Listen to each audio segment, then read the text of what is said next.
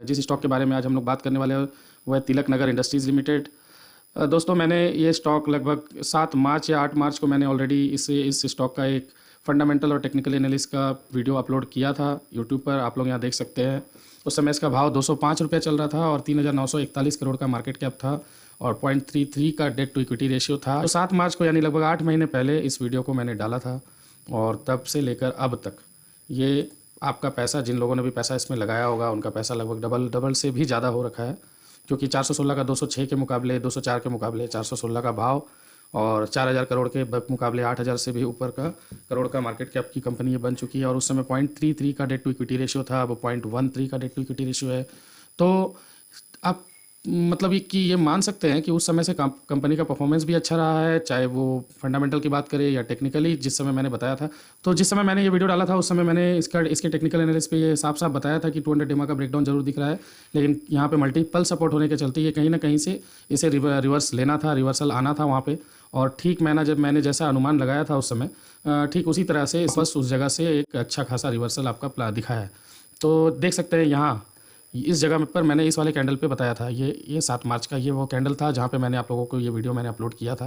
और यही वो सपोर्ट्स थे जिसके बेस पे मैंने कहा था कि वहाँ से रिवर्सल आ सकता है और ठीक वहीं से रिवर्सल आया था दोस्तों। लास्ट जो इसने बॉटम बनाया था, जो वहाँ से ही इसने अगेन रिवर्सल लिया और एक बार उसने रिवर्सल लेने के बाद में दोबारा नीचे मुड़कर नहीं देखा दोस्तों।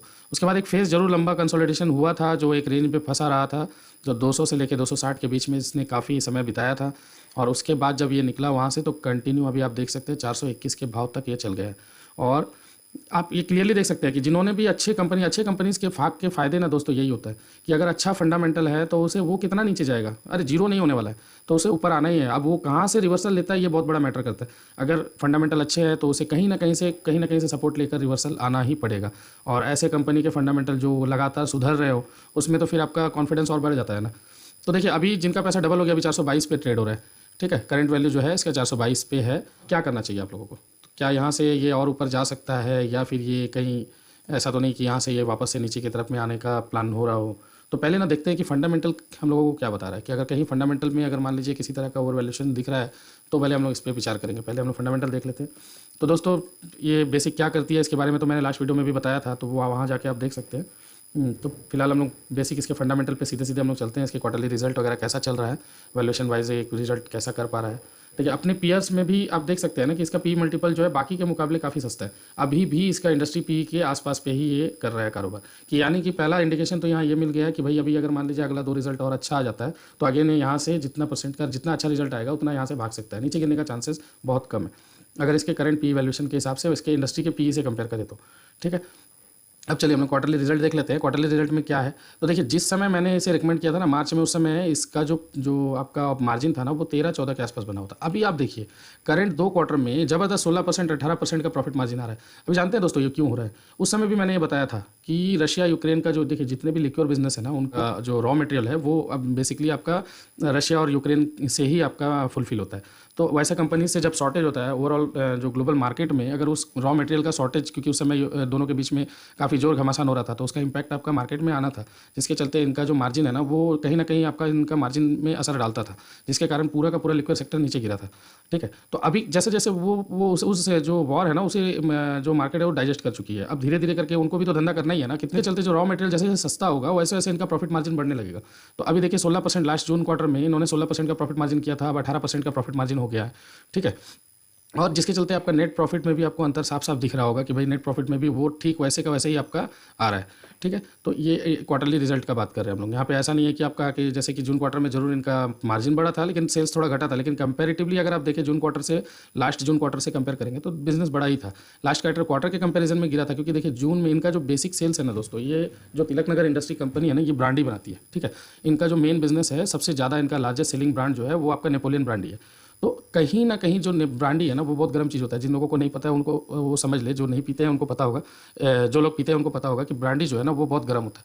तो जिस कारण से जून क्वार्टर में हमेशा ही इनका जो है ना धंधा थोड़ा सा चौपट रहता है। आप कभी भी देख लीजिए, यहाँ पे भी देख लीजिए 230 करोड़, यानी कि इनका जो जून क्वार्टर के आसपास में जो रहता है ना धंधा इनका थोड़ा सा दबता है। तो वो उस कारण से कहीं ना कहीं ये दबा होगा।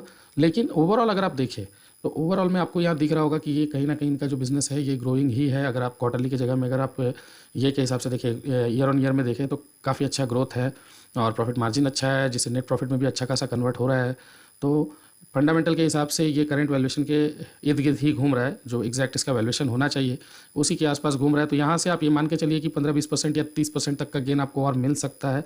और ये डिपेंड करेगा इसके आने वाले क्वार्टरली रिजल्ट के ऊपर में, कि जैसा जैसा अगर रिजल्ट बहुत अच्छा करेगा तो ऑब्वियसली इसका वैल्यूएशन कम होगा, अंडर वैल्यूएशन होगा तो फिर ये और भागेगा। तो उस हिसाब से अभी करेंटली जो है, जो नए बैठे हुए हैं, जो नया लेना चाह रहे हैं, उनके लिए तो बिल्कुल सलाह नहीं होगा। एज़ पर फंडामेंटल नया लोगों के लिए ये स्टॉक अभी नहीं लेना चाहिए। और लेकिन जिन्होंने ले रखा है, ऑलरेडी होल्डिंग में है, वो चलने दे। जब तक ये चल रहा है ना, जब तक ये रनिंग में है, उससे निकलने का कोशिश, क्योंकि चलती हुई गाड़ी से कूदना मतलब एक्सीडेंट होता है। तो मत कूदिए, बैठे रहिए। एक बार के लिए कहीं ना कहीं ये रुकेगा। जब आपको रुकेगा, कोई भी स्टॉक ना एक दिन में नहीं गिर जाता है, इस बात को हमेशा याद रखिएगा। वो 4-5 दिन, हफ्ता दिन, 10 दिन आपको इंडिकेशन देगा कि मैं नीचे जाने वाला हूँ। जब ऐसा कुछ होता है ना, उस समय आपको निकलना है। तो थोड़ा सा हो सकता है कि आपका 10-15% चॉप हो जाए, तो उससे डरने का नहीं है। लेकिन वो 10-15% वही वाला चॉप होगा जो आपका गेन हुआ है। तो ओवरऑल आप अच्छे प्रॉफिट पे बैठे हुए हैं, जो ऑलरेडी होल्डिंग पे है, उनके लिए ये सलाह नहीं होगा कि वो निकल जाए। और नया पोजीशन तो बिल्कुल नहीं बनाना है, क्योंकि वैल्यूएशन के इर्द गिर्द घूम रहा है। हाँ, आपका लॉन्ग टर्म का व्यू है तो आप कर सकते हैं। लॉन्ग टर्म का मतलब आप 2 साल 3 साल का नजरिया रखते हैं, तो ऑब्वियसली वो तो कभी भी अच्छे फंडामेंटल वाले कंपनी में कोई भी वैल्यूएशन पे आप एंट्री ले सकते हैं। ठीक है, तो नया पोजीशन फंडामेंटल के अकॉर्डिंग नहीं होना चाहिए। और टेक्निकल भी यहाँ मैंने देखा था कि टेक्निकली भी ये जो स्टॉक है, ये आपका यहाँ से हो सकता है, जैसे ये जो लेवल जिसने तोड़ा है, ये तोड़कर ये लेवल ऊपर की तरफ इसे लेके जा रहा है।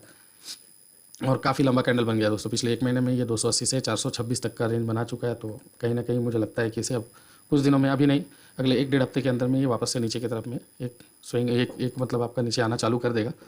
तो फिलहाल के लिए मुझसे अगर पूछेंगे तो टेक्निकली भी ये अभी लेने लायक नहीं है, क्योंकि ये चलती हुई गाड़ी है, दौड़ती हुई गाड़ी है, चलती हुई गाड़ी नहीं है, दौड़ती हुई गाड़ी है। और दौड़ती हुई गाड़ी पे चढ़ने से एक्सीडेंट होने का खतरा ज़्यादा बढ़ जाता है, और दौड़ती हुई गाड़ी से उतरेंगे तो भी खतरा ज़्यादा है। इसीलिए थोड़ा सा रुकने दें।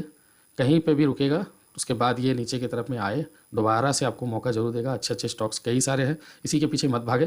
ठीक है, तो जैसे मतलब कहने का मतलब साफ़ है कि अच्छा स्टॉक है तो आपको जब मौका मिले तब एंट्री ले। और व्यर्थ का अपना पैसा जब मर्जी, हाँ नहीं अच्छा है तो कभी भी लगा ले, ऐसा बिल्कुल ना करें। तो फिलहाल के लिए बस इतना ही दोस्तों। आशा करता हूँ आप लोगों को समझ में ज़रूर आया होगा कि मैं क्या बोलना चाह रहा हूँ। और अगर वीडियो अच्छी लगी तो लाइक ज़रूर करें। कमेंट में किसी भी तरह का कोई डाउट हो तो कमेंट करें, मैं जवाब ज़रूर देता हूँ, हमेशा मैं उसका जवाब देता हूँ। तो आज के लिए बस इतना ही, धन्यवाद।